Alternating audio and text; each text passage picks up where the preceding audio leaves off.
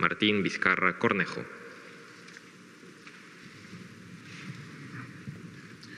Muy buenas tardes, tengan todos ustedes. Hoy estamos realizando la segunda sesión de Consejo de Ministros de la semana. Los miércoles tenemos la sesión ordinaria y cuando hay temas pendientes convocamos a sesiones complementarias, como la que estamos realizando el día de hoy. Y básicamente los temas que hemos tratado el día de hoy son las condiciones que van a regir en el país a partir del 1 de octubre, tanto en el aspecto sanitario como en el aspecto económico. Son decisiones que tenemos que formalizar a través de decretos supremos. Decreto supremo que es aprobado por el Consejo de Ministros. El Consejo de Ministros sesionó el día miércoles y ahí escuchamos de los especialistas de salud, del Ministerio de Economía y Finanzas, los sustentos y los análisis correspondientes. En función de ello, se ha hecho comisiones de trabajo para que hoy día ya se presenten y, como ya lo hemos hecho, aprobado las decisiones que vamos a tomar en consideración a partir del día 1 de octubre, ¿no? Ha sido una semana intensa de trabajo, donde no dejamos de poner como el principal foco de la atención el combate contra la pandemia, el COVID-19. Pero gradualmente estamos también ya abocados en una serie de otras actividades que son necesarias seguir desarrollando en nuestro país. Siendo el foco de atención la pandemia, tenemos que ser conscientes de que se requiere generar la mayor cantidad de puestos de trabajo. Para eso hay que reactivar actividades que se suspendieron, que se paralizaron durante el estado de emergencia y la cuarentena y que ahora comenzamos a reanudar en diferentes fases. La fase 1 que empezó en el mes de mayo, de ahí mes de junio, julio y ahora a partir del mes de octubre estamos ya empezando parcialmente la fase 4 porque ya estas últimas actividades hay que ser bastante cuidadoso para poder generar fuente de trabajo a partir de actividades económicas, pero continuar con los resultados que venimos alcanzando en la reducción de personas contagiadas, de personas hospitalizadas y personas que fatalmente fallecen como consecuencia de la infección del COVID-19. El Estado, a través del gobierno, tiene una presencia intensa en todo el país, desde el presidente de la República, quien habla, como todos los ministros, ¿no? Hoy día vemos algunas caras nuevas aquí en el Ministerio, en el Consejo de Ministros, y es porque hay algunos viceministros, porque los ministros están en viaje de trabajo, ¿no? Hay 5 viceministros que nos acompañan, porque los titulares del sector han viajado y obviamente con la autorización nuestra de no participar en este consejo, pero dejando ya su voto favorable en las decisiones que hemos tomado, ¿no? La semana pasada estuvimos, yo particularmente en Piura, ¿no?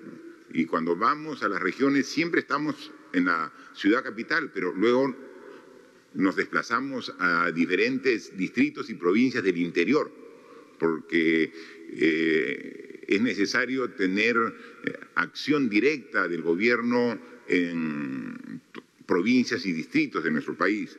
Estuvimos en Piura, específicamente en Sullana, en la cooperativa agraria Apbosa, donde a través del programa Agroideas, el Ministerio de Agricultura está fortaleciendo la cadena de banano orgánico, ¿no? Para que este producto de agroexportación tenga un mayor soporte y pueda seguir mejorando como viene siendo en los últimos años.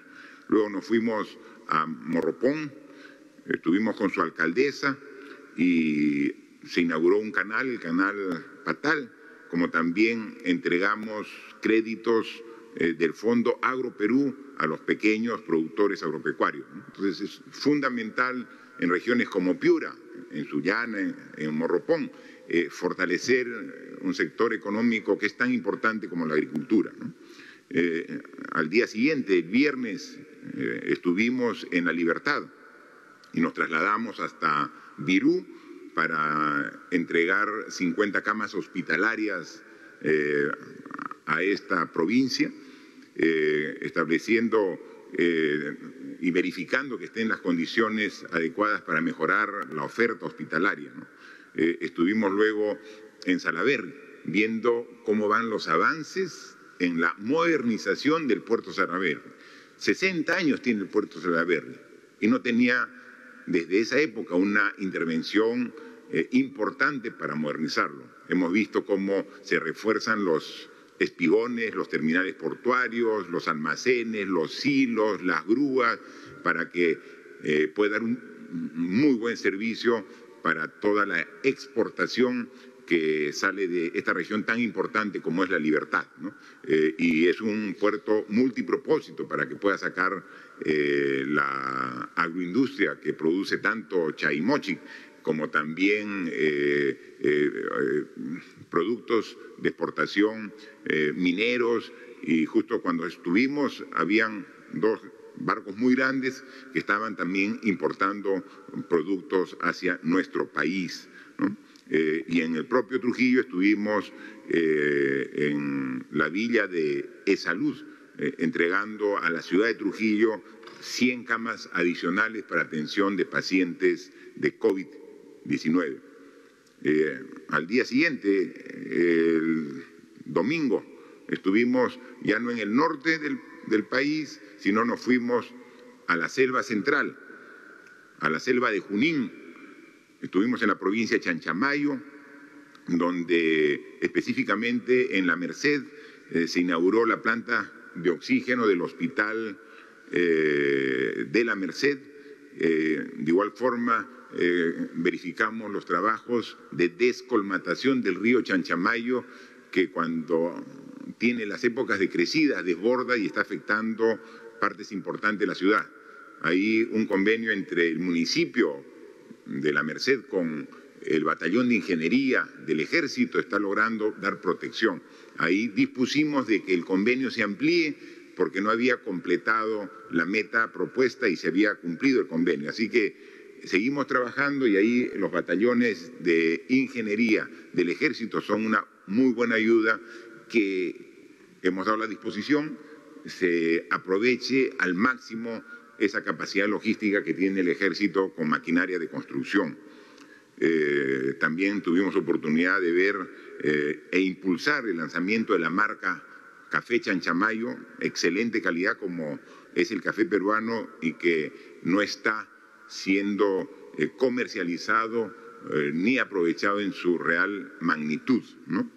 El martes viajamos al sur, estuvimos en la ciudad de Cusco, pero nos fuimos de Cusco más al sur, hasta Sicuani, donde también pusimos en funcionamiento 50 camas más para la ciudad de Sicuani en la provincia de Canchis, como también en la convención en Quillabamba se puso en operación 50 camas adicionales para pacientes COVID, adicionalmente a las 100 camas de E-Salud en la ciudad. Solamente en ese día se puso en servicio 200 camas hospitalarias para atender pacientes COVID en el Cusco. Día a día mejoramos nuestra capacidad de respuesta. Entonces, estamos mejor preparados. Y como comentábamos aquí en Consejo de Ministros, esa mayor fortaleza que vamos adquiriendo en el sector salud no puede desaparecer después que derrotemos la pandemia. Tiene que mantenerse para estar mejor preparados ante cualquier problema que tengamos a futuro. En Sicuani, también con el gobernador regional, estuvimos iniciando los trabajos de protección de la ciudad respecto al efecto que tiene el río Vilcanota. y con una inversión de 130 millones de soles. Se está haciendo trabajo de reforzamiento y alamedas a lo largo del río Vilcanota, con la generación de 2.000 puestos de trabajo para ese fin, ¿no? Entonces, obras que generan actividad económica y que generan fuentes de trabajo son sumamente importantes, como también estuvimos en Combapata viendo el puente que ya está en operación como parte del eje que va de Cusco hasta Sicuani y que a lo largo de este y el año anterior hemos construido 6 puentes vehiculares modernos que reemplazan a puentes muy antiguos que ya habían cumplido su ciclo de vida. Y así como viajo en mi condición de presidente, los ministros también. En esta semana la ministra de Desarrollo e Inclusión Social ha estado en Moyobamba, en San Martín, el ministro de Educación ha estado en Piura, viendo la inauguración de un colegio, reuniones con el gobierno regional de Piura, el ministro de Relaciones Exteriores ha estado en Loreto para ver cómo va estabilizándose los resultados de disminución del efecto de la pandemia. El ministro de Energía y Minas recién ha llegado de Moquegua, donde ha ido a crear el Comité de Desarrollo Minero Energético que permitirá el desarrollo sostenible de inversiones en minería, hidrocarburos y electricidad. Es decir, este Ejecutivo no se detiene, seguimos trabajando y hoy el ministro de la Producción está en Piura, la ministra de Ambiente se encuentra en Arequipa, el ministro de Interior está en Cerro de Pasco, el ministro de Agricultura y la Mujer están en Lambayeque. Trabajo intenso que venimos realizando para seguir combatiendo la pandemia y trabajando en todos los otros sectores que son de suma importancia. Este es un gobierno que está al servicio de la gente y como tal tenemos que estar en todo el país atendiendo todas sus necesidades. La información que nos han dado hoy los profesionales de la salud, que corrobora la que recibimos el día miércoles, que es la que nos lleva a tomar las decisiones más importantes para los decretos supremos del estado de emergencia, está basada en una serie de estadísticas, de cuadros, de gráficas, que sería tedioso mostrarlas todos. Yo quisiera resumir en una lámina, en una gráfica que puede darnos la claridad de cómo va la evolución de la pandemia, y es la cantidad de personas fallecidas por todo concepto en función de los datos que tiene el SINADEF, ¿no? Y ese es el único cuadro que quería mostrarles, ¿no? que pueden ustedes verlo ahora en pantalla, ¿no? Ese es el cuadro. Si ven toda esa franja verde, que la superficie de esa franja verde es más o menos la cantidad de personas fallecidas en promedio semanal en el año pasado 2019.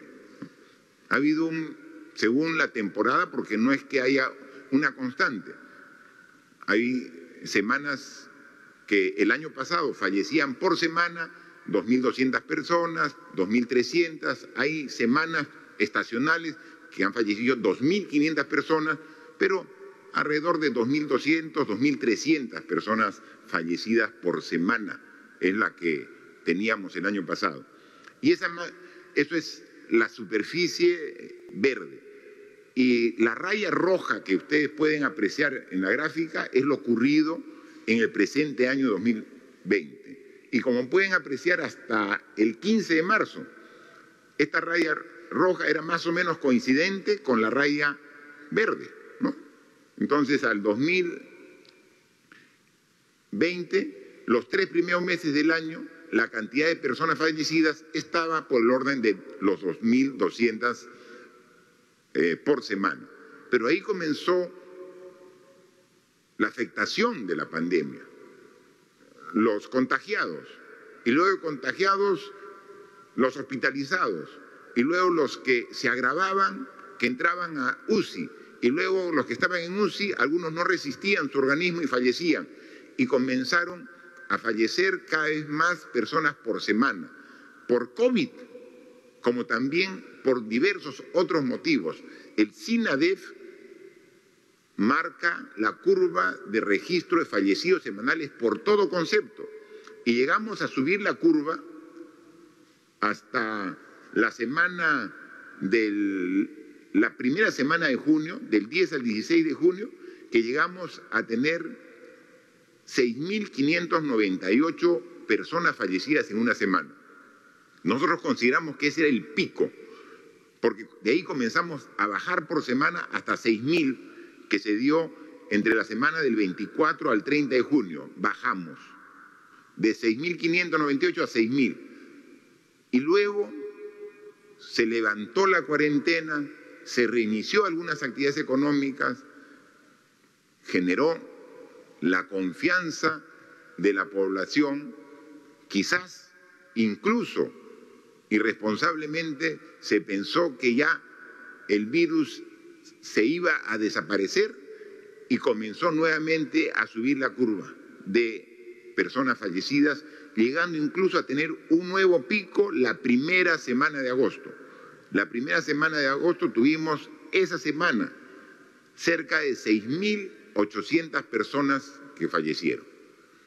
Lo bueno es que a partir de esa primera semana de agosto hasta hoy, que nos encontramos en la tercera semana de septiembre, todas las semanas han comenzado a disminuir la cantidad de personas fallecidas por semana, ¿no? Tenemos que del 15 al 26 de agosto ya estaban falleciendo 5.653 personas por semana. En la exposición, conferencia que tuvimos aquí la primera semana de septiembre, ya estábamos en 4.200 personas fallecidas por semana. Y la información reciente actualizada, del 16 al 21 de septiembre, tenemos que los fallecidos es del orden de 3.100 por semana. Es decir, ya nos estamos acercando a la cantidad de personas que en promedio se tenían en los años anteriores, ¿no? Hemos visto cómo semana a semana estamos bajando de manera significativa, ¿no? Es importante, eso nos permite ver, como lo hemos dicho, ciertos resultados esperanzadores, la luz al final del túnel, pero no puede generar ninguna actitud triunfalista. Tenemos que seguir siendo sumamente responsables y así lo estamos haciendo en las medidas que venimos trabajando. Vamos a continuar en este esfuerzo de disminuir los contagios hasta que tengamos la vacuna. O sea, no podemos descuidarnos. El esfuerzo tiene que continuar hasta que tengamos la vacuna. Y entonces ya tenemos prestigiosos laboratorios de 3 países, de China, de Estados Unidos y de Alemania, que ya han traído su vacuna para hacer la fase clínica experimental de la fase 3 aquí en el Perú con voluntarios. Así que estamos trabajando ya con el laboratorio chino, con las pruebas de la vacuna en los voluntarios, y la primera semana de octubre empezaremos con laboratorio de Estados Unidos, de Johnson & Johnson, como también se hará lo propio con un laboratorio procedente de Alemania. Entonces, estas vacunas están en su fase 3 e inmediatamente concluya la fase 3, se puede empezar la etapa de comercialización para poder ya aplicarla a la población. Y ahí tenemos un problema. Tenemos un problema porque una vacuna, para que sea aplicada, necesitamos que cumpla lo que está establecida en la Ley de Productos Farmacéuticos, Dispositivos Médicos y Productos Sanitarios. Podríamos tener nosotros en 2 o 3 meses la vacuna lista, aprobada, terminada la fase 3, pero para que pueda ser usada en el Perú necesitamos la autorización de las instancias correspondientes. Esa autorización puede tomarse meses y quizás hasta años para lograr la autorización con los trámites vigentes según la ley actual para nuestro país. Por eso en Consejo de Ministros hemos aprobado un proyecto de ley que modifique este procedimiento específicamente para la aplicación de esta vacuna, específicamente la modificación del artículo 8 de la Ley 29459, Ley de los Productos Farmacéuticos, Dispositivos Médicos y Productos Sanitarios. Con esta norma nos va a permitir que, una vez que se apruebe, con todas las seguridades del caso, podamos dar las autorizaciones correspondientes aquí en nuestro país. Pero es ley, no podemos nosotros emitir la norma aquí en el Consejo de Ministros.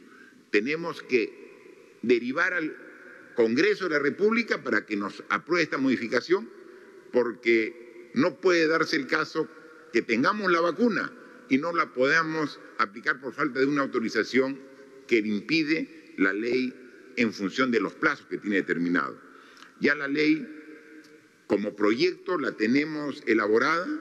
Vamos, como siempre lo hacemos, a hacer la suscripción del proyecto de ley que el día de hoy, en horas de la tarde, en oficio dirigido al presidente del Congreso, el señor Manuel Merino Elama, tendrá en su poder. Lo que pedimos es que, como lo decimos en la carta, le dé el tratamiento con carácter de muy urgente. No dudamos que cuando lo vean determine la importancia del tema para que puedan priorizar esta ley dentro de las muchas que tiene en agenda el Congreso y poder tener la seguridad para dar la inmunización a las personas con las vacunas correspondientes.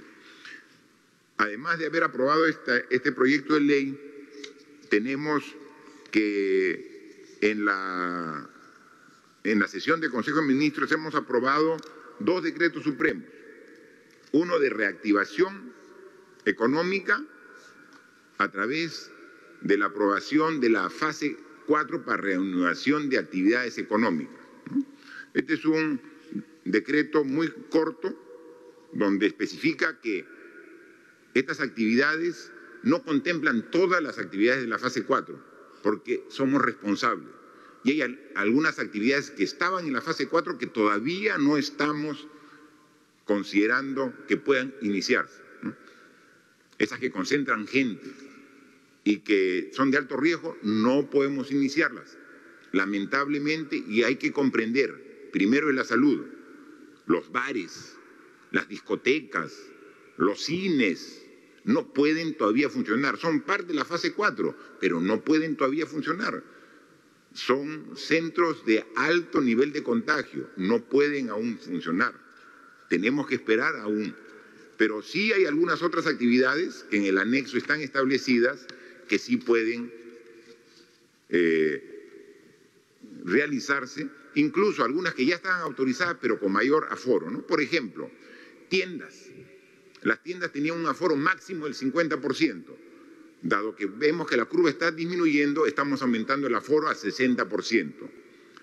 Los restaurantes y servicios afines tenían un aforo máximo del 40%, estamos aumentando al 50%. Se está autorizando el transporte de pasajeros por vía férrea, el transporte marítimo y de cabotaje pasajeros, y algo muy importante, estamos autorizando en este decreto supremo el inicio del transporte de pasajeros por vía aérea en vuelos internacionales a partir del 5 de octubre. En función de las normas específicas que va a dar el Ministerio de Transportes con el Ministerio de Salud. Se van a iniciar los vuelos internacionales, pero con destinos que sean seguros desde el punto de vista sanitario. Comenzaremos con algunos países vecinos de la región. Eso también lo hemos conversado con los presidentes de los países de Sudamérica. Vamos a conversar con los vuelos internacionales con países vecinos de la región. Y poco a poco, gradualmente, se hará hacia otras latitudes, pero con todo el cuidado del caso. Y ahí estará el protocolo correspondiente. Para recibir un viajero del exterior se va a exigir, entre otras cosas, que tenga prueba molecular con una vigencia máxima de 48 horas, entre otros detalles que el propio ministro de Transporte con la ministra de Salud van a detallar seguramente cuando amplíen esta información. Pero eso es desde la primera semana de octubre, comenzamos a iniciar vuelos internacionales a algunos destinos. También se inicia el servicio de agencia de viajes y operadores turísticos a los sitios donde estén autorizados. Los servicios de arte, entretenimiento y esparcimiento con cuidados sanitarios según protocolo, se aumenta el aforo al 60%, ¿no? Ahí se incluye, por ejemplo, que se permite actividades en parques temáticos, ¿no? Conocemos aquí en Lima, por ejemplo, el Parque de las Aguas, con un aforo limitado y con un protocolo, o sea, puede reiniciar en octubre. Igual también se está permitiendo con un aforo máximo del 50% las actividades deportivas, individuales o por parejas, ¿no? En instalaciones públicas. Hay muchos municipios que tienen instalaciones deportivas, como también hay instalaciones privadas. Eso está permitiéndose, pero solamente para actividades individuales, no actividades colectivas. Y como hemos dicho, en ninguna de estas actividades deportivas puede haber público en las tribunas. Eso está prohibido todavía, no puede haber aglomeración. Esas son las actividades principales que hablamos de la fase 4. Pero va de la mano con el decreto supremo que amplía el estado de emergencia por un mes, desde el 1 de octubre hasta fines de octubre, el 31. Ampliamos el estado de emergencia. Ya lo hemos dicho, ¿no? Mientras que tengamos el estado de emergencia, se va a ir ampliando mes a mes, por lo menos hasta fin de año, el estado de emergencia.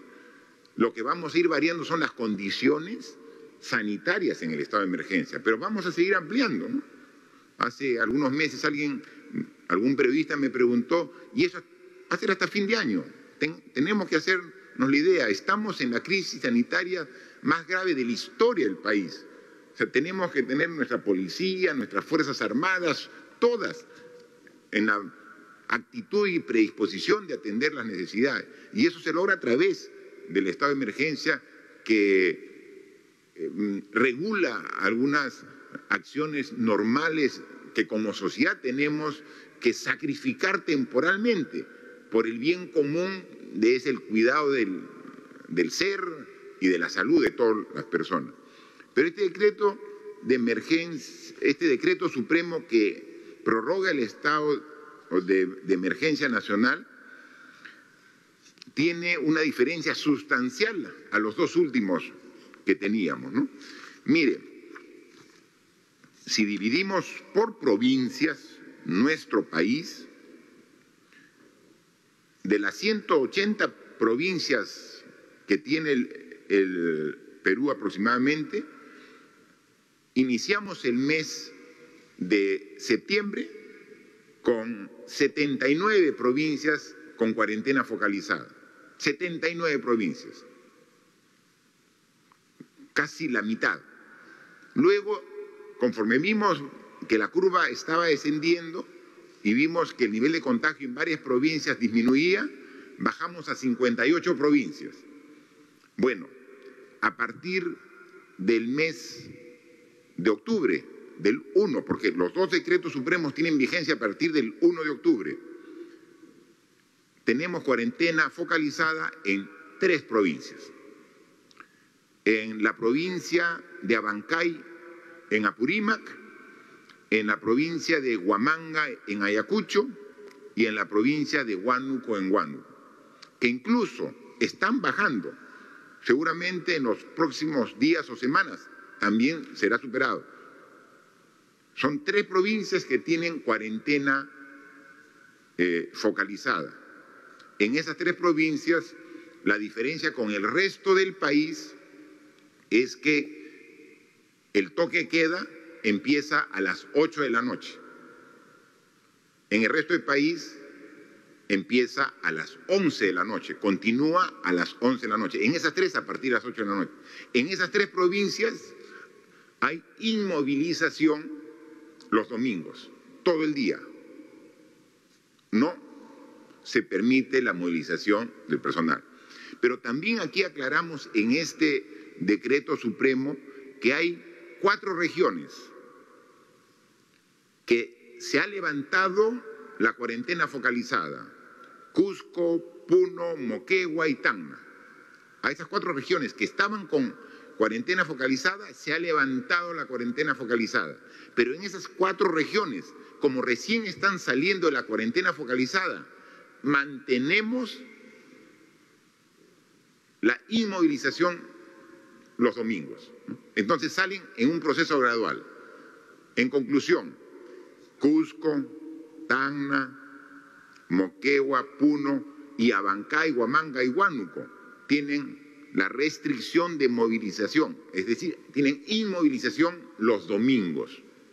El resto del país sí puede movilizarse los domingos, sí está permitido, el resto del país puede movilizar, pero también en función de la experiencia, de los resultados, los domingos en el resto de provincias y regiones del país está prohibido el tránsito de vehículos particulares, tal como hemos visto en la semana pasada, que sea un momento de que salgan, pueden salir a comprar, pueden salir a pasear, pueden salir a hacer deporte, salir al aire libre, cumpliendo las medidas sanitarias, con mascarilla, con distancia social, con higiene, con lavado de manos, pero sin usar vehículo particular.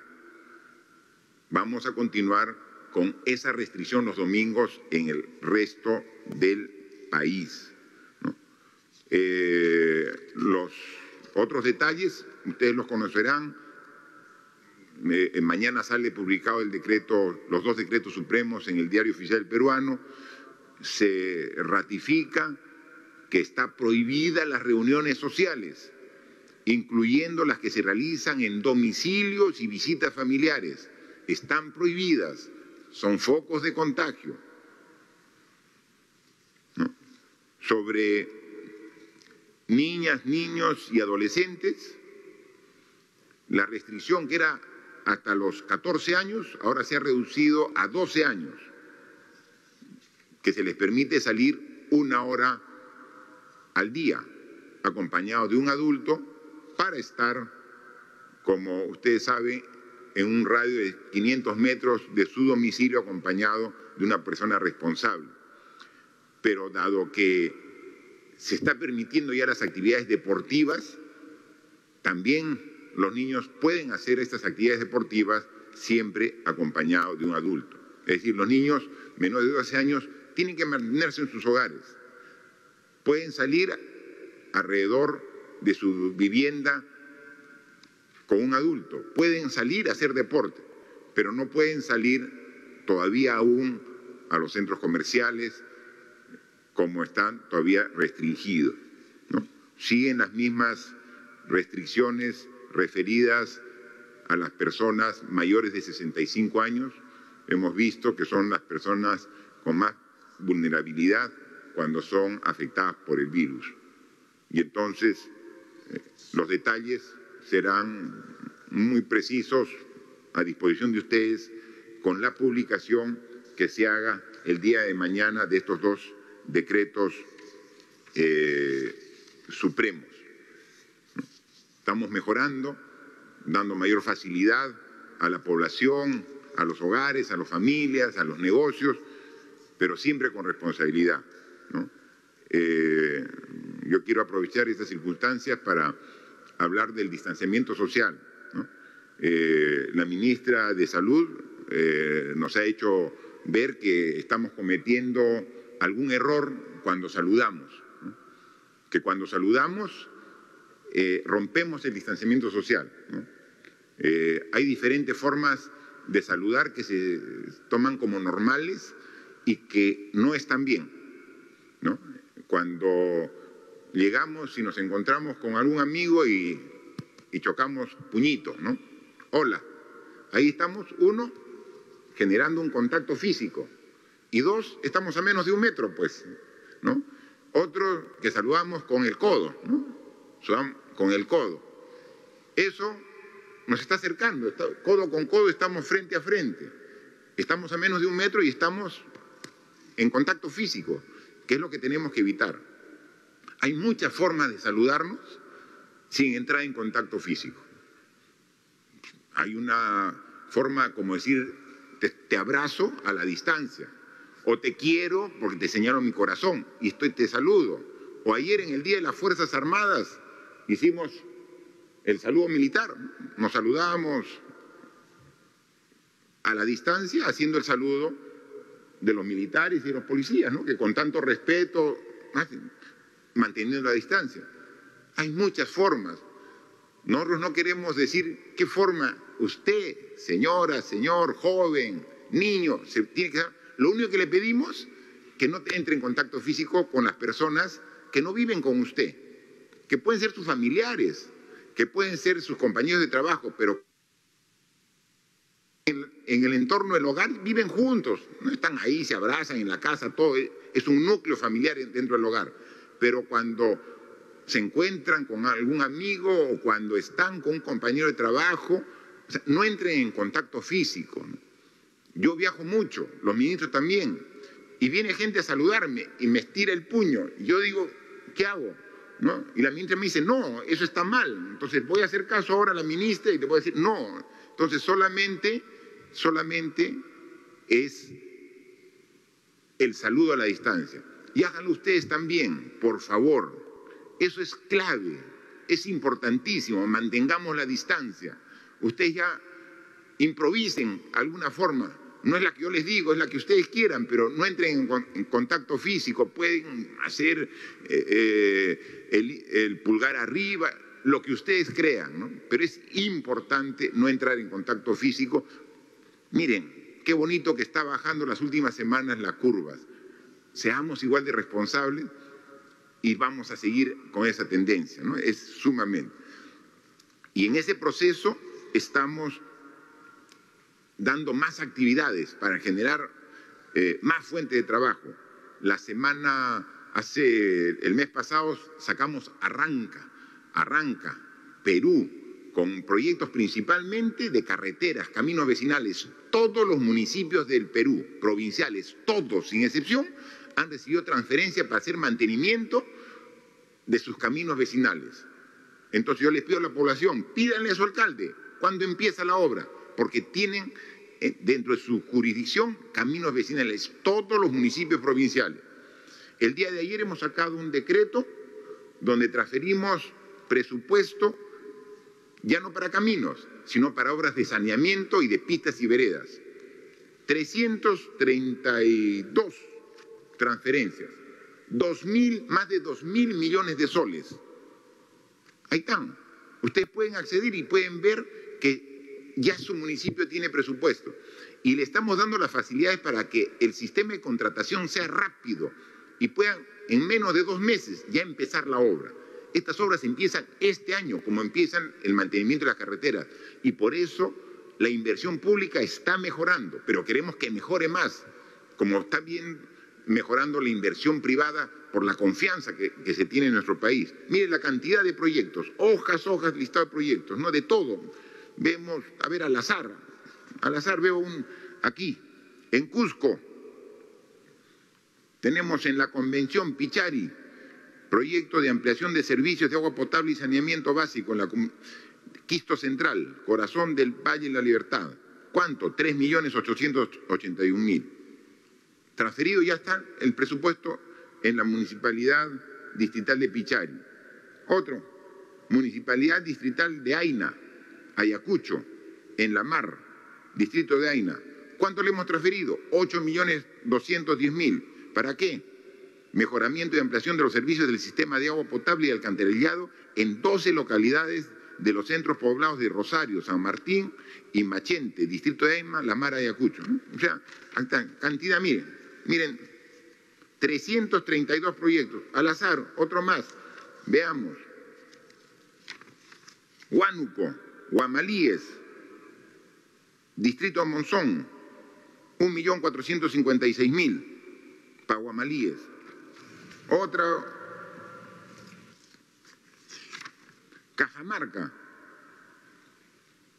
Municipalidad, Baños del Inca, mejoramiento y ampliación de servicios de agua potable y alcantarillado, Saulo Chico, Valle Verde, 4.600.000 transferido. La Libertad, para la Municipalidad Distrital de Magdalena de Cao, mejoramiento y ampliación del sistema de agua potable y alcantarillado, de Cao, Ascope, La Libertad, ¿cuánto? 3.092.000. Y podemos seguir, todas las regiones, cantidad de proyectos. A ejecutar, señores alcaldes, está el presupuesto en sus cuentas. Caminos vecinales, tenemos obras de saneamiento, pistas y veredas, adicionales a su presupuesto inicial de apertura. Esto es adicional a su presupuesto. Ejecutemos, fuerza, eficiencia, honestidad para generar puestos de trabajo y la reactivación económica que es tan importante, ¿no? Luego, comentarles que, como todos ustedes saben, y lo dije ayer en la ceremonia por el Día de las Fuerzas Armadas, que no debemos, los políticos, las instituciones, estar enfrascados en discusiones absurdas que no hacen otra cosa que conducir a la parálisis. Estuvimos la semana pasada prácticamente una semana, todo el Perú en la incertidumbre sobre el tema de la vacancia que había solicitado un grupo de congresistas. Finalmente la votación se dio el día viernes, estuvimos en el Congreso dando la cara, diciendo nuestra verdad y con la frente en alto, de quien sabe que siempre obra correctamente. Y con esa confianza, después de estar 15 minutos en el Congreso, con el permiso del presidente del Congreso y los congresistas que estaban de manera presencial, me fui a seguir trabajando al norte del Perú. Después de un análisis, debate, una discusión, se dio la votación y por un amplio margen y porcentaje se rechazó la vacancia presidencial, lo que denota la responsabilidad y la convicción democrática de mantener los poderes ejecutivo y legislativo en cada uno en la competencia que le corresponde. Sin embargo, nosotros presentamos al Tribunal Constitucional un escrito, un sustento sobre una demanda competencial, ¿no? Para no estar en estas incertidumbres, ¿no? En el último siglo se han dado 3 procesos de vacancia y en los últimos 3, 4 años hay 3 intentos de vacancia. Entonces pareciera que no está muy bien, no, muy claro. Entonces hemos dicho al máximo intérprete de la Constitución, que es el Tribunal Constitucional, hemos presentado una demanda para que vea, no pensando en nosotros. Nuestra función termina ya dentro de muy poco, en 10 meses ya dejaremos el cargo de Presidente de la República, pero para evitar de que haya este tipo de conflictos entre el Legislativo y el Ejecutivo, ¿no? Esperemos que lo vea el Tribunal Constitucional, como lo ha demostrado con la objetividad y la imparcialidad que caracteriza a la mayoría de sus fallos, ¿no? Como el fallo que ha dado sobre el cobro de deudas tributarias que se discutió esta semana, el día martes, ¿no? Y que todos estábamos preocupados, no como autoridades, sino como ciudadanos, porque había la posibilidad que se permita que una deuda tributaria principalmente de grandes empresas de nuestro país se deje sin efecto por el orden de cerca de 10.000 millones de soles, ¿no? 10.000 millones de soles. ¿Con qué hacemos cada una de estas obras de saneamiento? ¿Con qué hacemos cada una de las carreteras, el hospital? ¿Con qué compramos las medicinas? ¿Con qué vamos a comprar las vacunas para toda la población si no son con los impuestos? El hecho de que el Tribunal Constitucional haya tomado esta decisión importante nos da la confianza en que todos, chiquitos, medianos, grandes, somos iguales y tenemos igual que cumplir las normas, ¿no? Así que esperemos siempre este tipo de decisiones y por eso es que no solo como presidente, sino como ciudadano, tengo la expectativa de que todos cumplamos las normas y podamos estar dando los recursos necesarios que requiere el Perú para poder reactivar su economía. Hoy más que nunca tenemos que mostrar nuestro compromiso con el país, ¿no? Todos. Los empresarios lo están haciendo, síganlo haciendo. Y una forma de mostrar es pagando impuestos. En muchos de los problemas que hemos tenido para enfrentar la pandemia, hemos tenido la solidaridad y el aporte del sector privado, ¿no? Muy bien, ¿no? Pero en lo rutinario también se tiene que hacer para trabajar de manera conjunta a favor del desarrollo del país, ¿no? Si hacemos solamente un análisis de cuánto es 10.000 millones de soles, porque a veces no ponderamos, con 10.000 millones de soles hacemos 400.000 viviendas rurales, imagínense, ¿no? O sea, 400.000 viviendas rurales es lo que está en juego en ese tema. Podemos poner varios ejemplos adicionales, ¿no? Luego ya, para ir terminando, manifestar que desde el año 2018, que asumí la presidencia de la República, planteamos la reforma política, ¿no? La reforma del sistema de administración de justicia y la reforma política. Y venimos empujando y encontramos resistencia. Con el Congreso anterior tuvimos incluso que promover un referéndum para que escuchara a la población y ver que la población quería un mejor sistema, ¿no? Y contundente fue la población que asistió mayoritariamente y a favor de las reformas que planteamos. Se avanzó un poco con el Congreso anterior, ahora estamos con un nuevo Congreso electo, seguimos avanzando. Hemos visto que la semana pasada la ley de impedimentos para postular a candidatos con sentencia en primera instancia, primero no salió inmediatamente, nosotros la promulgamos, ¿no? Y ahora hemos recibido la ley de financiamiento de partidos políticos, ¿no? Que es una de las normas que también nosotros hemos pedido, sugerido, porque es necesario, ¿no?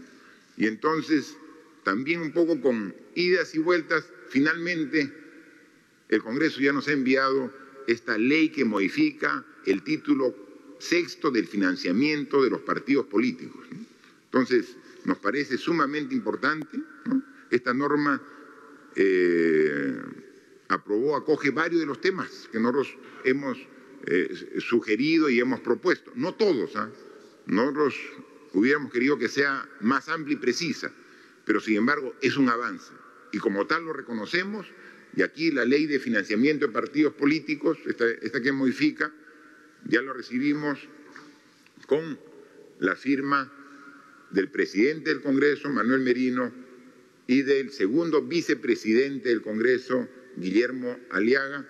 Y obviamente, si es una norma que nosotros hemos estado impulsando hace 2 años, y que ahora el Congreso la aprueba con mucho gusto, aquí también nosotros la suscribimos, ¿no? Ahí está la norma y está promulgada, norma que nos llega del Congreso sobre financiamiento de partidos políticos. Y tenemos un proyecto de ley que enviamos al Congreso para que nos ayude en el trámite para la autorización rápida de vacunas. Es la forma de que queremos trabajar.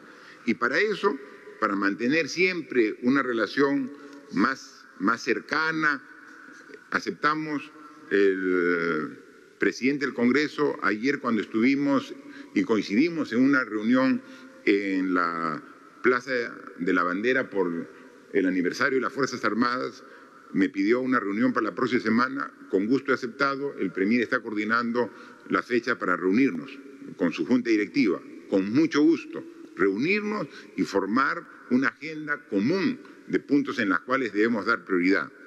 Adicionalmente a esa reunión que voy a tener con la junta directiva del Congreso de la República, ayer tuve una reunión con uno de los partidos que tiene representación parlamentaria, Alianza para el Progreso, con su presidente y con algunos de sus congresistas, también con la máxima voluntad de coincidir en temas en beneficio del país. Y hablando de reuniones, también hoy día he convocado al Consejo de Estado para el próximo día lunes a las 5 de la tarde para que las cabezas de las instituciones más importantes del país, Congreso de la República, Poder Judicial, Ministerio Público, Defensoría del Pueblo, Contraloría General de la República y el presidente de la República, podamos ante ellos exponer los detalles de la evolución de la pandemia y las medidas que a través de estos decretos supremos hemos dispuesto que se implementen a partir del mes de octubre. Han sido convocados. Esperemos que esta reunión, como todas las que hemos tenido, mantenga esta voluntad de todas las instituciones de colaborar en beneficio de nuestro país. Cuando ponemos al Perú primero, vamos a estar siempre coincidiendo y siempre buscando puntos de acuerdo y de consenso. Muchas gracias. Estamos a disposición para cualquier consulta de los medios de comunicación que han sido sorteados. Muchas gracias, señor presidente. Iniciamos la ronda de preguntas. Entonces, la primera es de Ojo Público. 68 laboratorios de China venden sus pruebas rápidas en Perú, aunque el 94% de estos no tienen certificado sanitario en su país de origen. Perú es uno de los pocos países de América Latina que usa pruebas rápidas para diagnosticar, a pesar de las advertencias de la OMS. ¿Por qué se ha permitido el ingreso de estas pruebas? En cuanto a las candidatas de vacuna, Perú participa en los ensayos clínicos de Sinopharm y se ha autorizado a AstraZeneca y CureVac. ¿El país obtendrá algún beneficio por participar con voluntarios? ¿Se ha asegurado un lote de estas vacunas? En materia económica, ¿se ha previsto reducir las exoneraciones tributarias para aumentar la recaudación? ¿Por qué hay retrasos en la entrega de los créditos de la segunda fase de Reactiva Perú? Finalmente, desde el inicio de la pandemia, 4 líderes indígenas han sido asesinados. 3 de ellos pidieron garantías que no fueron atendidas por las prefecturas. ¿Qué medidas están adoptando para proteger a los líderes ambientales? Muchas gracias. En realidad son 1, 2, 3, 4 preguntas de un medio de comunicación. Con toda la voluntad de responder, va a responder 3 ministros de Relaciones Exteriores, del Ministerio de Salud, el Ministerio de Economía y Finanzas y el Ministerio del Interior, porque los temas que han referido compete a estos ministerios. El canciller, por favor. Muchas gracias, presidente. Efectivamente, tenemos en la pregunta formulada sobre los laboratorios que están realizando ensayos clínicos en el Perú. y si es que estos ensayos comprometen a los laboratorios a otorgar beneficios en la adquisición de las vacunas. Efectivamente, tal como se ha señalado, tenemos a los laboratorios de Sinopharm, de AstraZeneca, de Johnson & Johnson, de CureVac, haciendo en un futuro muy cercano, realizando esos ensayos clínicos. Y esas pruebas o ensayos clínicos pues, van a significar para el Perú la posibilidad de acceder preferencialmente a la vacuna cuando ésta se encuentre ya lista. Estos beneficios se van a traducir tanto en el número de vacunas como en los precios que se van a otorgar. Así que estamos realizando esas negociaciones y estamos seguros que lo vamos a lograr con éxito. Gracias, presidente. Gracias, presidente. Con respecto a las pruebas rápidas, en ningún momento la Organización Mundial de la Salud ha prohibido las pruebas rápidas y eso tiene que ser claro. La forma de hacer los reportes a nivel internacional para que todos los países estemos de acuerdo implica que usemos pruebas moleculares. Las pruebas rápidas tienen su lugar y su momento de uso. Nuestro país tomó la decisión, al no haber más pruebas moleculares, de incorporar las pruebas rápidas como una forma de paliar la ausencia de pruebas y tienen su función. Uno puede deducir de las pruebas rápidas las personas que puedan estar con infección activa. Las moleculares, las rápidas y todas las que surjan, no hay ninguna que tenga 100% de capacidad de detectar el virus. Por eso, lo más importante es el trabajo de tipo clínico. El diagnóstico sindrómico, traducido al castellano, significa el que yo tenga tos, fiebre y las molestias que se asocian a esta enfermedad. La DIGEMIT es la entidad de nuestro ministerio que se encarga de hacer la supervisión de las características de todos aquellos medicamentos, insumos y otros productos de uso humano. A lo largo de estos meses se han hecho una serie de supervisiones para detectar qué es lo que está circulando en el mercado. Y nosotros permitimos el ingreso como autoridad sanitaria solamente de aquellos productos que tengan la certificación correspondiente y nos valemos también de las certificaciones internacionales como existe, por ejemplo, en los Estados Unidos, en Europa y a nivel de Latinoamérica, en Argentina, en Colombia, de tal manera que nos valemos también de esas certificaciones. Se han hecho alrededor de 36 detecciones de muestras de pruebas que no son las originales o que no corresponden a las que tienen certificación dada por DIGEMIT y eso ha sido retirado del mercado. En cualquier momento, cualquier ciudadano puede hacernos la consulta correspondiente si tiene alguna duda de lo que le están ofreciendo. Y las mismas empresas farmacéuticas y los mismos laboratorios farmacéuticos nos han alcanzado también sus dudas, colaborando para detectar todo aquello que se encuentra en nuestro país sin la autorización respectiva. La DIGEMIT está al servicio de la población para hacer la certificación y la detección de cualquier cosa que no sea regular. Gracias. Gracias, ministra. Ministra, por favor. Gracias, presidente. Sobre la consulta de las exoneraciones tributarias, es fundamental que las exoneraciones tributarias estén en continua revisión, especialmente si no hay una clara evidencia de su efectividad. Y en algunos casos son regresivas, están concentrados en pocos contribuyentes. El reto que enfrenta el país desde el manejo de la política fiscal tiene que ver con la consolidación fiscal del país. Esto requiere trabajar en dos líneas. Primero, en mejorar los ingresos tributarios. Como saben, el Perú es uno de los países con la menor presión tributaria y tenemos otra ruta por el lado de los gastos. Tenemos que mejorar la efectividad y la calidad del gasto público. El Ministerio de Economía y Finanzas está elaborando un informe preelectoral que vamos a publicar en diciembre, donde van a haber recomendaciones muy concretas en materia de mejora en la presión tributaria y mejora en la calidad del gasto público. Ahí presentaremos recomendaciones concretas en esta línea y, por supuesto, serán incluida la parte de exoneraciones tributarias.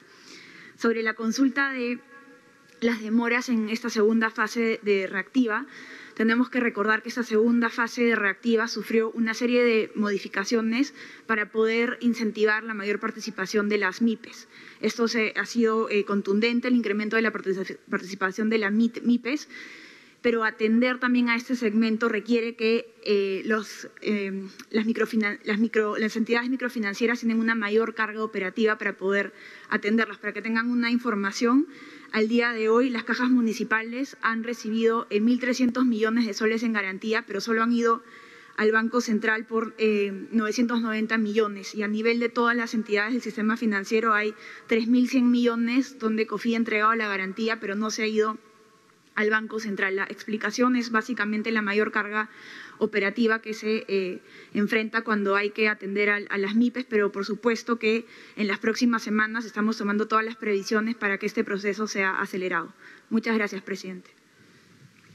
Gracias, ministra. Como dijimos, el ministro del Interior hoy está en Cerro de Pasco, es la región que le corresponde. Cada ministro tiene una región bajo su responsabilidad. Algunos ministros incluso tienen 2 regiones bajo su responsabilidad. Él ha ido para coordinar precisamente a Cerro de Pasco, pero está el viceministro quien puede absolver las preguntas referidas a su sector. Por favor. Gracias, señor presidente. En efecto, la Dirección General de Gobierno Interior tiene todas las directivas a efectos de extender las garantías que requieran los ciudadanos. En ese sentido, existen los formatos para extenderlos y no tenemos registros de que alguna de las comunidades nativas que me indican haya sido víctima de asesinato o haya pedido garantías. En ese sentido, por ejemplo, le puedo detallar de que el caso del dirigente ambientalista Pacheco de Madre de Dios, personalmente me acerqué al prefecto de Madre de Dios y le extendieron las garantías. Es más, lo fueron a buscar a su casa porque hay necesidad de que la misma persona firme los formularios. En el caso de la familia Zambrano, también le extendimos en el acto, en el día, las garantías que se pidieron. Las garantías, en efecto, se solicitan y se llenan los formularios, señor presidente. Y en ese sentido, el sector interior garantiza. Yo estoy cercano a los APUs. Los APUs me conocen y saben perfectamente que recorro el Datén del Marañón y en las zonas donde hay ciertos inconvenientes, pero hasta ahora no me han llamado, siempre me llaman por teléfono, pero nunca hemos tenido una comunicación en el sentido que me hayan pedido a la Dirección General de Gobierno Interior garantías como la que señala la pregunta. Muchas gracias. La siguiente pregunta es del medio de comunicación Salud con Lupa. El país pasará a la fase 4, pero no hay una estrategia clara para evitar congestionar los hospitales. No hay oxígeno en los centros de atención primaria ni suficiente personal, como hemos podido corroborar en Salud con Lupa. ¿Por qué el gobierno no tomó en cuenta la atención primaria al inicio de la pandemia, cuando los centros de salud de primer nivel pudieron ayudar a contener el COVID-19? Se ha dicho que los centros del primer nivel atenderán enfermedades no COVID. ¿Se contratarán médicos de especialidad? ¿Cuántos médicos y bajo qué modalidad se van a contratar para atender en estos centros de salud? ¿Cuál es el presupuesto destinado a la atención primaria y cuánto se aumentará para fortalecerla?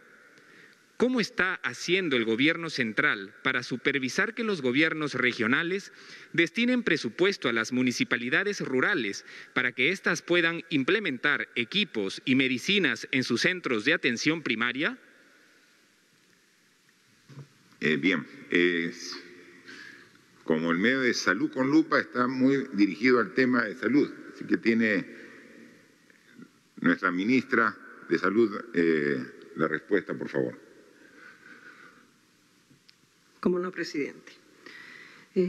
En primer lugar, nuestro país al inicio de la pandemia tomó medidas tremendamente radicales que incluyó disminuir todo aquello que provocara la concentración de personas. Y uno de los motivos por los cuales se procedió a cerrar el primer nivel es justamente para evitar la acumulación de personas que pudieran contagiarse, y a nivel de los hospitales, que son más grandes, se establecieron flujos diferenciados para que pudieran entrar por una zona los pacientes que tenían riesgo de COVID y salieran por otra, y los pacientes no COVID por otra parte en paralelo a la primera. Por consiguiente, el primer nivel se cerró para evitar justamente la acumulación de personas.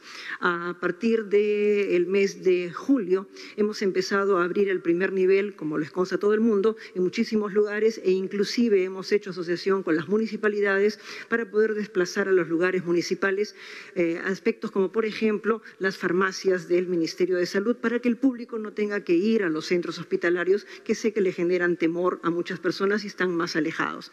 La atención primaria ha comenzado nuevamente, se está procediendo a la vacunación de los adultos mayores, se está haciendo la vacunación de los niños y se está haciendo también las orientaciones con respecto a aspectos de salud y sexual reproductiva, tuberculosis y demás, de tal manera que estamos empezando a comenzar todo ello.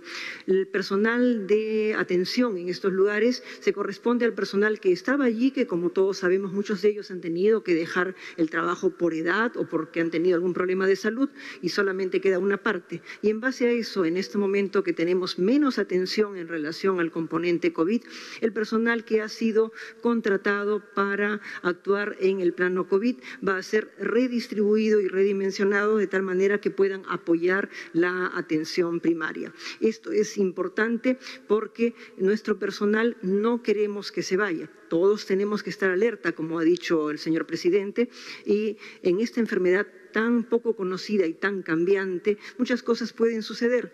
Si nos sucede que empiecen a aumentar los casos dentro de un mes, tengamos un esbozo de segunda ola, nosotros queremos que nuestro personal permanezca con nosotros y podamos así tenerlo trabajando en el sistema y poderlo llamar para que nos ayude si es que hubiera una segunda ola. De tal manera que los especialistas puedan continuar trabajando. Igualmente, nuestro país ciertamente tiene un déficit de especialistas. Ese déficit de especialistas no necesariamente va a poder ser asumido de inmediato. Eso es un refuerzo progresivo de formación de especialistas. Por último, con respecto a nuestra relación con los gobiernos regionales, en realidad esta es una relación que va a implicar que nosotros podamos compartir muchos aspectos, y tenemos ahora para el Ministerio de Salud subdividido nuestro país en 5 macrorregiones con sus correspondientes coordinadores. Hay un grupo de contacto con las regiones y en este momento, por ejemplo, en esta semana, Puno, Cusco, Apurímac y Arequipa han recibido la visita de estos equipos de coordinación que les ayudan a movilizar presupuestos, reorganizar hospitales y de acuerdo a las necesidades de cada región, en algunos lugares se encuentran personas que trabajan inversiones, personas que trabajan presupuestos, de acuerdo a la necesidad, de tal manera que mantengamos una relación lo más fluida posible, de acuerdo a la necesidad de las personas. Inclusive estamos haciendo capacitación en servicio. Muchos profesionales de las regiones están viniendo a Lima para participar en las unidades de cuidados intensivos, de tal manera que tenemos una relación bastante fluida. Gracias. Sí, solo complementando la pregunta. Inicia la pregunta casi con una afirmación, ¿no? El medio Salud con Lupa, ¿no? Dice, se pasa a la fase 4 y no tienen estrategia clara, no tienen hospitales, no tienen... O sea, y esa afirmación no es correcta. Sabemos perfectamente que el sistema de salud del Perú es precario, o sea, y eso ha sido uno de nuestros principales retos. O sea, ¿cómo enfrentar una pandemia de estas características con nuestro sistema de salud? Pero 6 meses después, nuestras condiciones son completamente diferentes. Cuando empezamos, en marzo, teníamos poco más de 2.000 camas para atender a los pacientes COVID. Ahora estamos llegando ya cerca a las 20.000 camas. O sea, ¿cómo que no tenemos respuesta hospitalaria? En 6 meses de 2.000 camas hemos pasado a 20.000 camas. Al inicio teníamos escasamente 100 camas UCI disponibles para pacientes que agraven en COVID. Ahora tenemos 1.700. Y hoy el reporte a nivel nacional, en todas las regiones, tenemos disponibilidad de camas UCI, lo que no ocurría hace 1 mes, 2 meses. En todas las regiones tenemos disponibilidad de camas hospitalarias para atender a los pacientes, en todas. Y seguimos incrementando, como dice la ministra. Y en algún momento, si es que podríamos tener esas camas sin uso, queremos tenerlas como una reserva y hacer un cambio de estos hospitales temporales que hemos implementado para atender COVID a un cambio a hospitales definitivos para atender precisamente la atención primaria. El decreto supremo de ampliación del estado de emergencia incluye 2 artículos referidos a la oferta hospitalaria. Es decir, estamos conectados con el sentir de la población. El artículo 8 y el artículo 9 habla del incremento de la oferta hospitalaria y el artículo 9 del incremento de los horarios de atención en establecimientos de salud público. Entonces, por supuesto que tenemos, mientras que la tendencia está bajando y nunca descartamos la posibilidad de un rebrote. Por eso decimos responsabilidad, eso lo estamos reclamando, pero seguimos aumentando nuestra oferta. No es que nos hayamos confiado y comenzamos a cerrar hospitales, no, seguimos con la misma oferta. Está bajando la curva, pero la responsabilidad, la población, mascarilla, bien, cubran nariz y boca. Yo en muchas partes veo toda la gente con mascarilla, pero algunos la usan mal, solamente tapan la boca y la nariz. No, nariz y boca. Muchas veces se acerca la gente con mascarilla, presidente, quiero decirle una pregunta. Sí, te escucho, ya un ratito. Y comienza a hablar. Le digo, ¿cómo te quitas la mascarilla para hablar? No, están con mascarilla. Se me acerca y le dice, quiero una pregunta, y se baja la mascarilla. No, hombre, le digo, ponte la mascarilla para hablar. O sea, porque la mascarilla es para protegernos. Obviamente, hay una dificultad que nos genera, una molestia que nos genera, pero el uso permanente hace que, como todo, nos acostumbremos. Entonces, tenemos que seguir trabajando. Entonces, sí estamos considerando, pero sí estamos preparados para la fase 4, porque hemos realmente cambiado de manera significativa la capacidad de respuesta en estos 6 meses. Ha costado mucho esfuerzo, ha costado recursos económicos, pero principalmente recursos humanos que se han puesto a disposición para poder trabajar y seguramente seguiremos haciéndolo hasta que completemos el objetivo de derrotar definitivamente al virus y tener la vacuna para protección con inmunización. La siguiente pregunta es de Radio 1 de Tacna.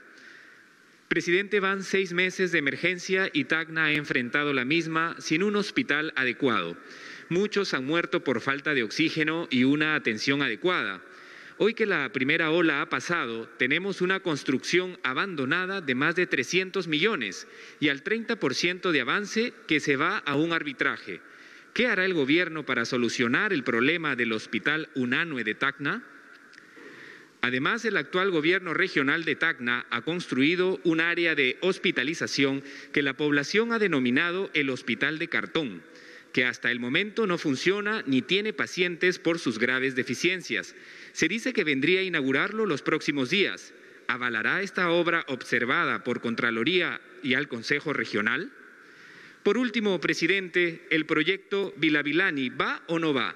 El ministro de Agricultura dice que está paralizado.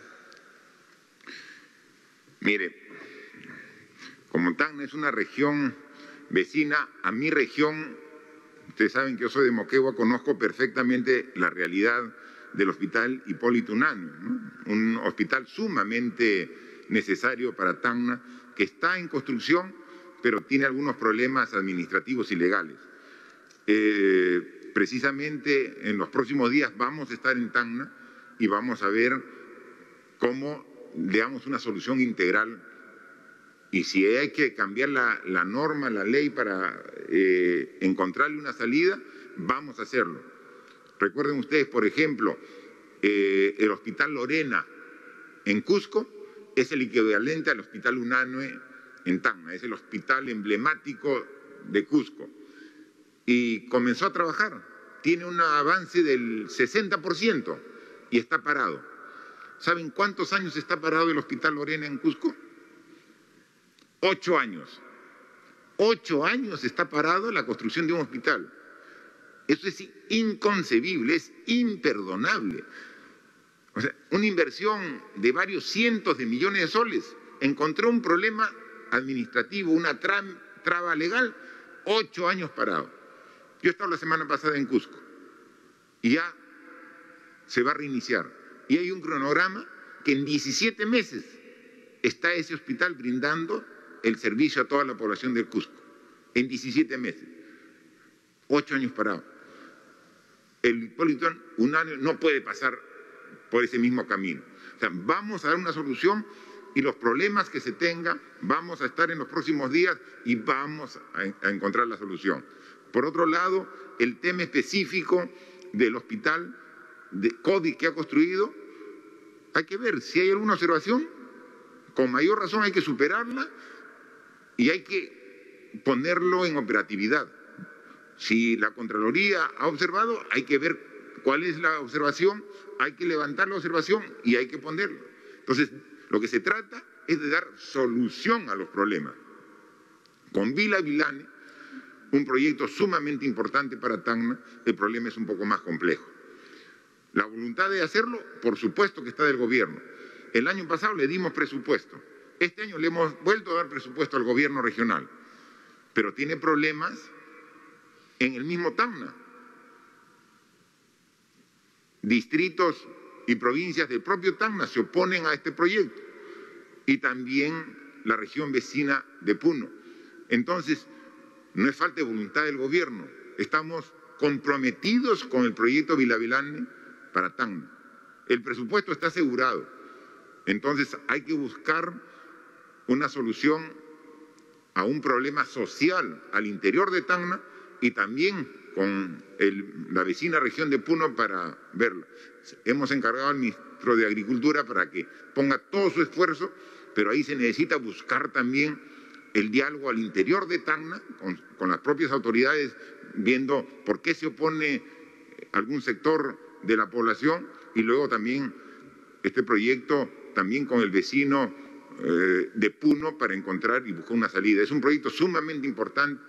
Tacna tiene un déficit muy grave de recurso hídrico. Este proyecto va a tener este problema y hay que encontrar una solución. No pueden, por un problema de falta de búsqueda de entendimiento, paralizar un proyecto como Vila Vilane. Hay que buscar la salida correspondiente. La siguiente pregunta es de Guayca. Hace unos días, la Comisión Especial del Tribunal Constitucional en el Congreso aprobó un reglamento sin transparencia y sin consultar especialistas. ¿Qué posición va a tomar el Ejecutivo? ¿Conviene elegir a nuevos miembros cuando esta gestión del Parlamento es corta y presenta conflictos de interés, como con la demanda competencial de vacancia? ¿Cuál es la posición del Gobierno frente a la actitud del Congreso de estancar la ratificación del Acuerdo de Escazú, que implica proteger a defensores ambientales? Hemos visto operativos de fiscalizadores con apoyo de la Policía Nacional en La Victoria hace un día en el mercado de frutas. Si el Gobierno tiene la obligación de proteger los derechos humanos de los ciudadanos, ¿por qué se recurre a medidas represivas para ordenar este tipo de actividades? Bien, sobre el tema del TC, yo pediría a la ministra de Justicia que podría exponer la posición no solamente de su sector, sino del gobierno, para ver sobre la comisión especial y lo que va, y luego al ministro de Relaciones Exteriores, ¿no?, sobre el tema del acuerdo de Escazú. Por favor. Sí, presidente, muchas gracias. Hay que recordar el rol central que tiene el Tribunal Constitucional en nuestro sistema jurídico como supremo intérprete de la Constitución. Hemos visto además en estos días lo importante que es. Para nosotros es central que haya transparencia, que haya participación ciudadana, como está plasmado en la ley, que fue una ley aprobada por el Congreso, pero también promulgada por el Poder Ejecutivo. Es importante también garantizar idoneidad de las personas elegidas, por eso estamos vigilantes y exhortamos al Congreso para que garantice la mayor transparencia en este proceso. Nos hubiera parecido importante que este reglamento hubiera sido previamente consultado con especialistas, sin embargo, hay que decir que este reglamento está ahora prepublicado e invocamos a especialistas, sociedad civil, instituciones a mandar sus aportes porque creo que es central el rol que todos nosotros podamos tener en elegir a representante de una institución, como reitero, tan importante en garantizar la supremacía de la Constitución, pero también los derechos fundamentales como es el Tribunal Constitucional. Muchas gracias. Muchas gracias. Canciller, por favor. Gracias, presidente. El Gobierno remitió el expediente del Acuerdo de Escazú al Congreso para su aprobación y posterior ratificación. Al mismo tiempo, sugirió al Congreso que se iniciara un debate amplio sobre este tema y el Congreso lo acogió y viene realizando este debate a través de los órganos, ministerios, asociaciones y demás representaciones vinculadas con la temática ambiental. Nosotros saludamos este ejercicio que viene realizando el Congreso.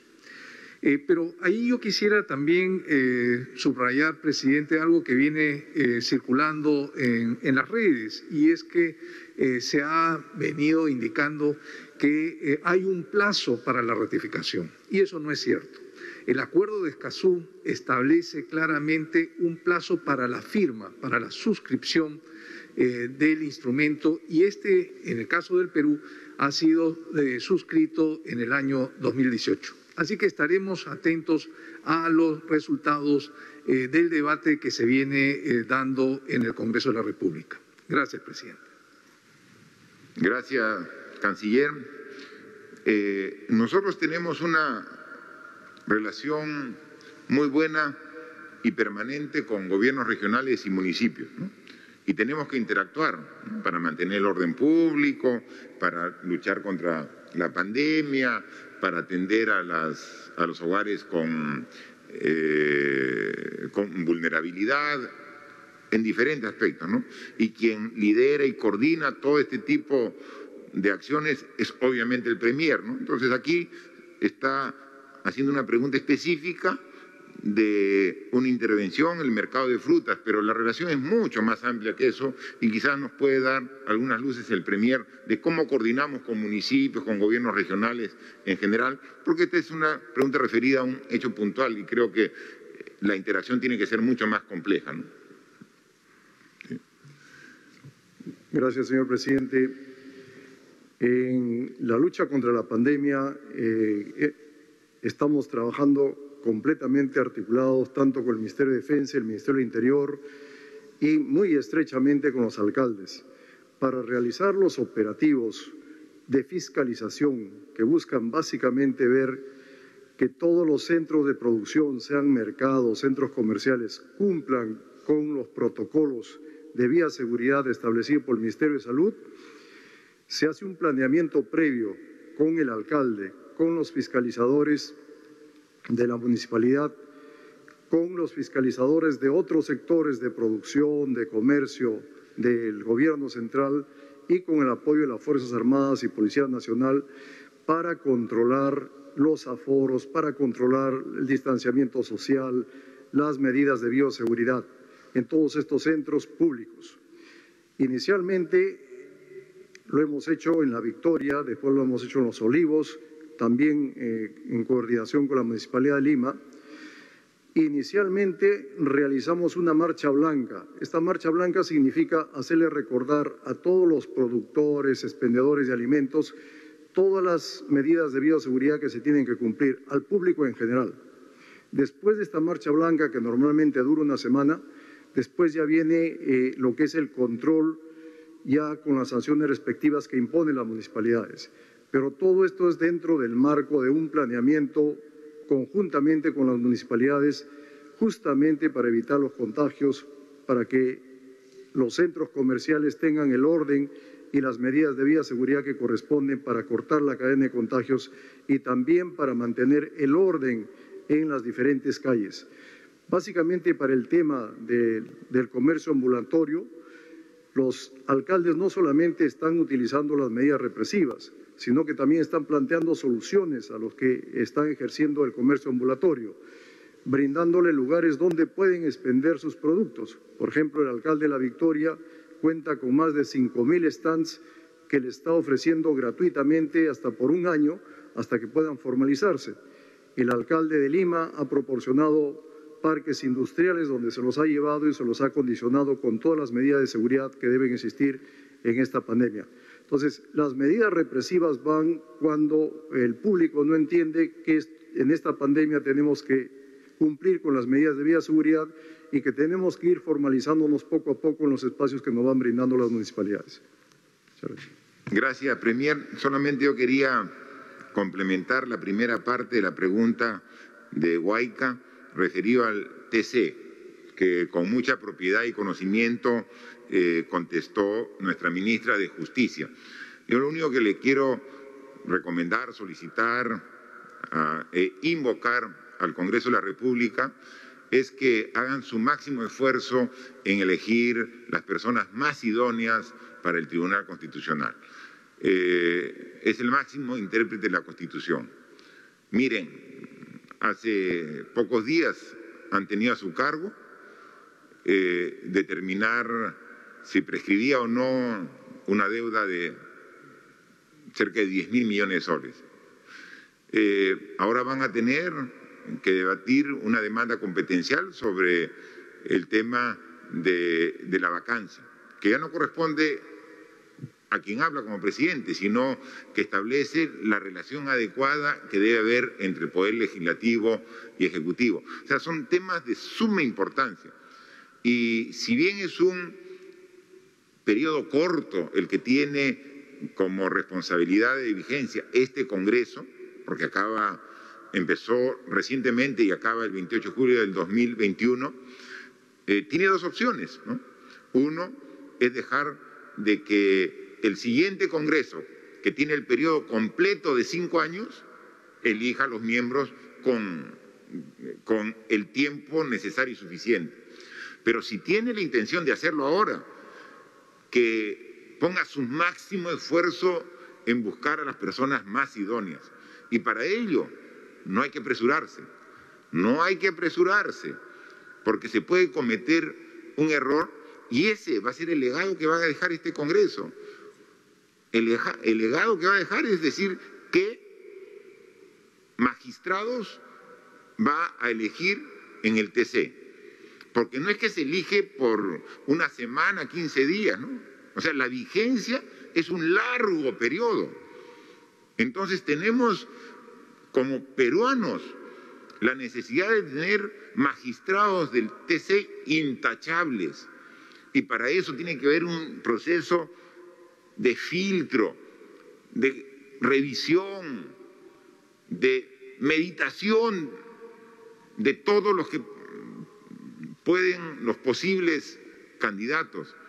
Entonces, elegirlo de manera apresurada podría llevar a tener un TC que no represente lo mejor de las capacidades y cualidades de los magistrados. Entonces, ese va a ser un legado. Y todo el mundo va a recordar cuando haya problemas quién eligió. Y entonces es sumamente importante. Entonces, más allá de los aspectos netamente técnicos, jurídicos, es un tema ético. Esta elección que está en las manos del Congreso de la República, y estoy seguro que si piensan primero en el Perú, van a hacer un procedimiento transparente y que tome el tiempo que corresponda sin ningún apresuramiento, ¿no? Por favor. La quinta y última pregunta es de El País de España. El gobierno destinó millones de soles a comprar medicamentos de los cuales no había evidencia que sirvieran contra la COVID-19 y ya retiró algunos de la guía oficial de tratamiento de la enfermedad. ¿Valió la pena ese gasto? ¿Retirarán más medicamentos de la guía? Según el Instituto Nacional de Estadística e Informática, más de 2 millones de personas este año se han vuelto pobres debido a la crisis económica causada por la pandemia. Dado que el Perú es el más afectado por dicha crisis en América Latina, ¿el gobierno prevé modificar los programas sociales para incorporar a más personas o incluir nuevas prestaciones? En varias regiones, los directores de hospitales indican que no tienen personal especializado para atender en UCI y debido a la fase 4 pueden haber nueva demanda en esos servicios. ¿El MINSA cubrirá ese déficit de personal? De las 3 preguntas que hace el diario El País, la primera y la tercera son referidas al sector salud, que le pediría a la ministra que le responda, y la segunda sobre los programas sociales lo contestará luego la ministra de Desarrollo e Inclusión Social. Por favor, ministra. Gracias, presidente. En el mundo no hay un solo medicamento que sirva para tratar esta infección. Lo que tenemos son medicamentos para tratar las manifestaciones de la infección.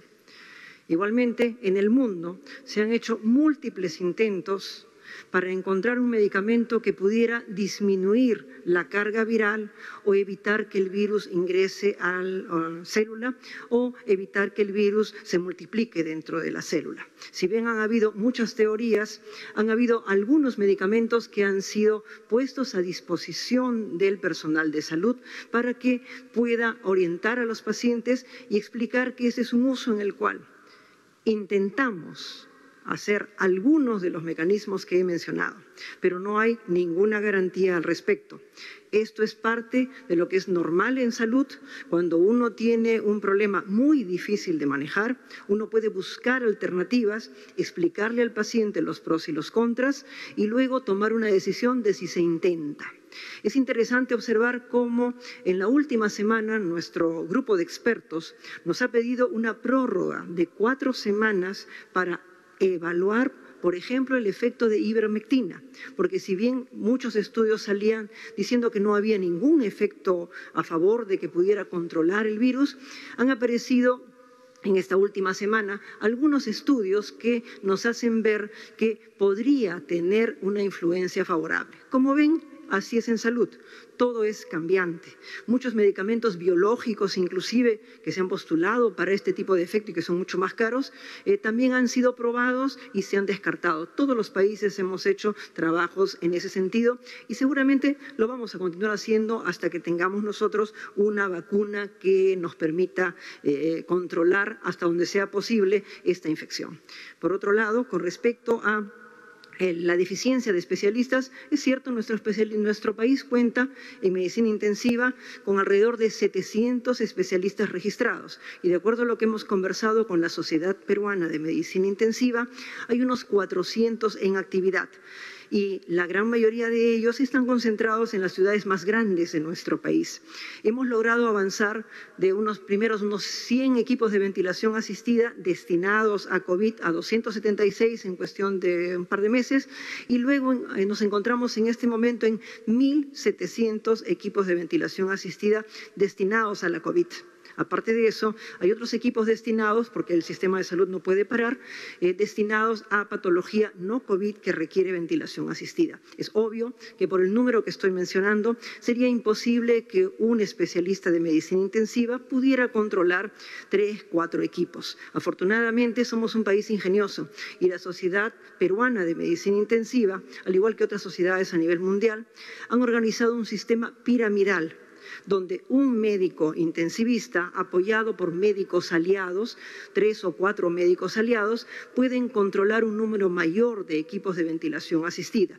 Igualmente, Hemos tenido algunas opciones interesantes y agradecemos a colegas en el resto del mundo que a través de los diferentes medios de comunicación, desde Estados Unidos, desde España, desde otros lugares, han apoyado a nuestros colegas trabajando en cuidados intensivos en momentos tan difíciles como los que hemos pasado y les han dado una teleorientación. Esto también nos ha ayudado mucho. Igualmente, colegas de especialidades aliadas han ido a los centros de cuidados intensivos más grandes que tenemos en el país durante una semana, durante 10 días, el tiempo que la situación permitía para adquirir un entrenamiento muchísimo mayor.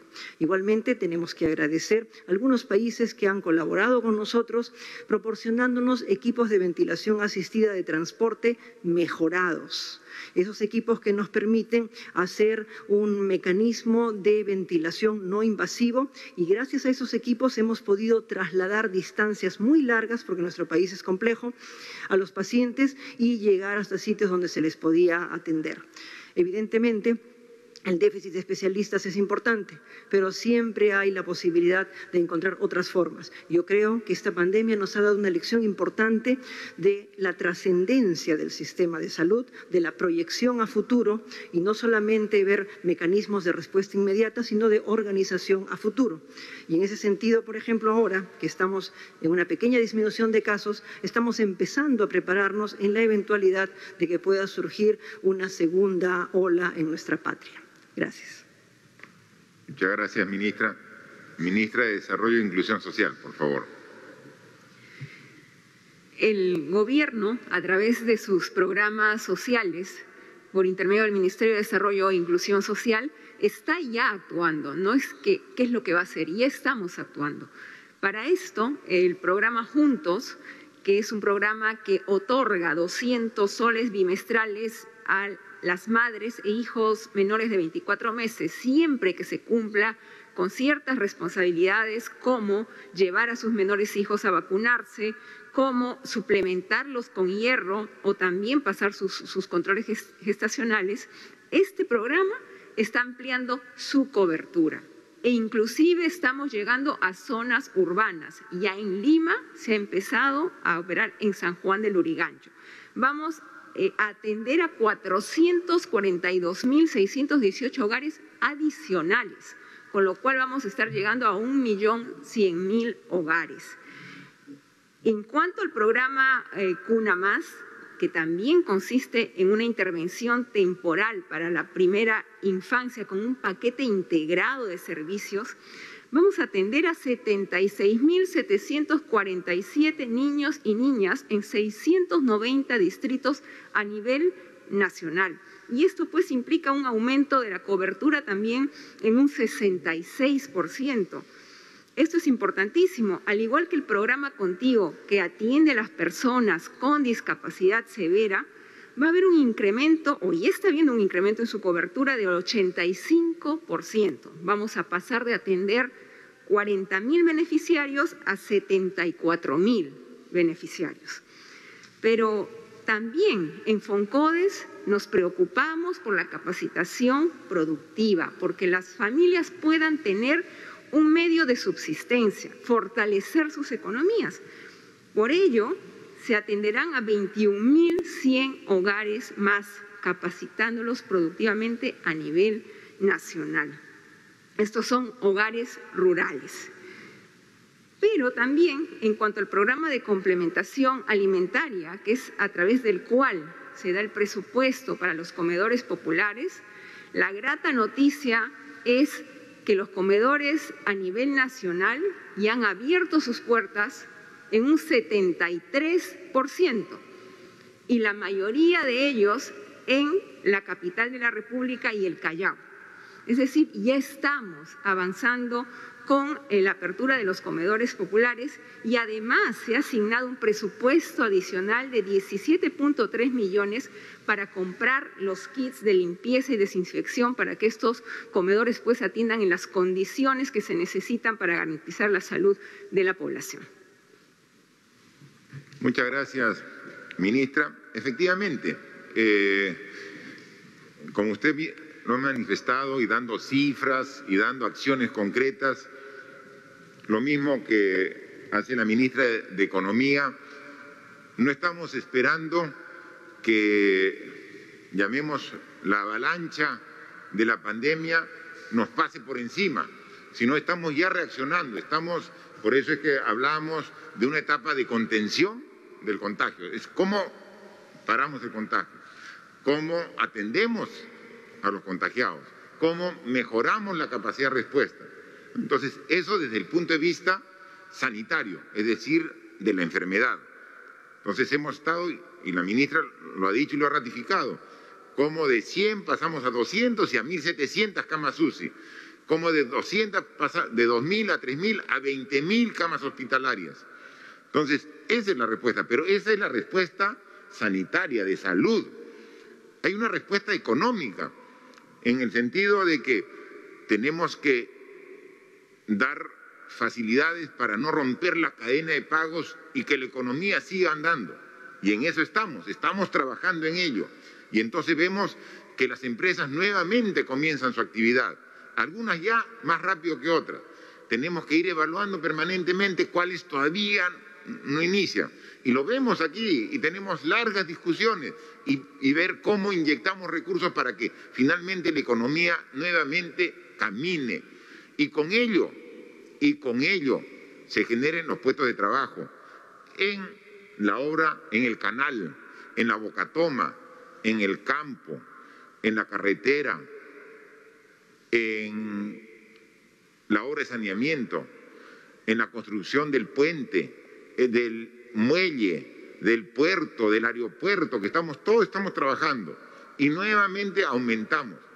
Pero como eso toma su tiempo, tiene que haber una atención directa en los programas sociales y ha sido habilitado con mayor presupuesto para que atienda los comedores populares, para que atienda los programas sociales, los programas.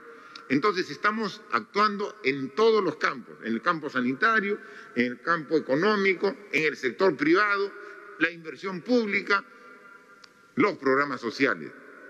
Entonces, lo que vamos a lograr, y eso sí vamos a demostrarlo, que por atender la pandemia, que en nuestro país era muy, muy fuerte el efecto por su estado precario de salud, nosotros en abril prácticamente paralizamos la economía.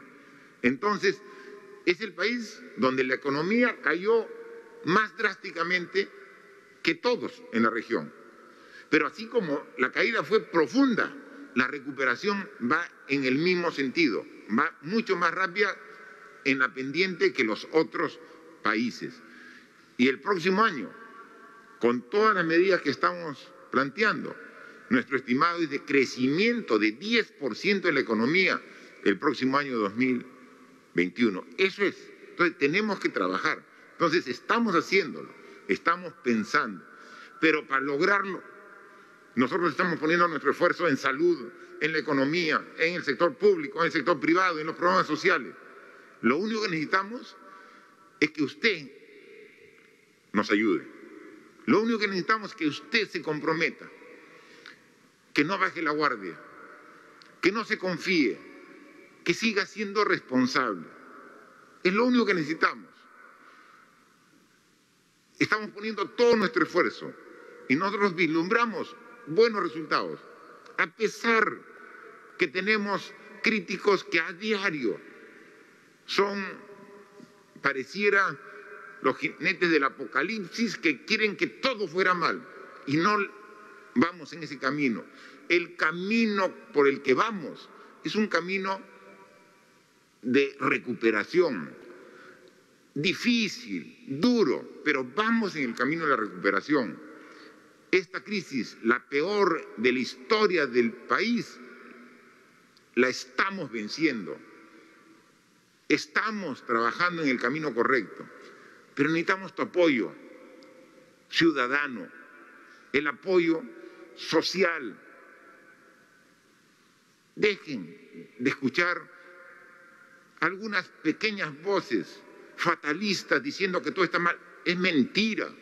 Estamos mejorando y ustedes poco a poco y gradualmente van a poder darse cuenta de esos indicadores. Es mucho esfuerzo que estamos haciendo, todos los peruanos, al igual que usted en su hogar, y vamos a salir.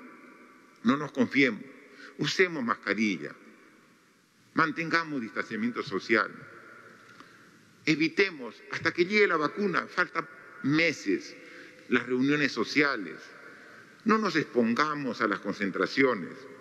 Nosotros definimos aforos, pero quien los hace cumplir es usted.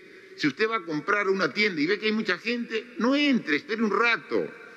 Si ve que la gente se está chocando uno a otro en el centro comercial, quiere decir que ese empresario no está respetando el aforo.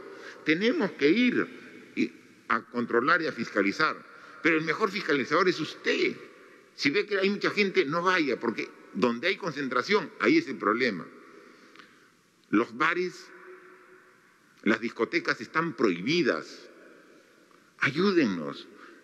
Si usted tiene conocimiento de que alguno esté incumpliendo esa norma y un bar está funcionando a puerta cerrada, denuncie para ir a cerrarlo y dar una multa y un castigo a ese empresario inescrupuloso que está haciendo negocio poniendo en riesgo la salud. O sea, el control ciudadano es lo más importante. Nosotros estamos aumentando todo lo que está a nuestro esfuerzo, pero el control ciudadano es lo fundamental. Así que sigamos con esa curva en descenso, aumentemos las actividades, pero seamos responsables. Lo hemos aprendido, lo estamos haciendo bien, lo podemos hacer mejor. Solamente necesitamos tu responsabilidad y tengo la seguridad como presidente, pero como peruano, que de esta vamos a salir y vamos a lograr nuestras metas del bicentenario. Muchas gracias. El compromiso asumido por el presidente de la República: se amplía el estado de emergencia hasta el 31 de agosto. De igual forma, la cuarentena focalizada se mantendrá solo en Abancay, Huamanga y Huánuco desde octubre. Con estas imágenes despedimos la transmisión, continuando con la programación habitual de TV Perú.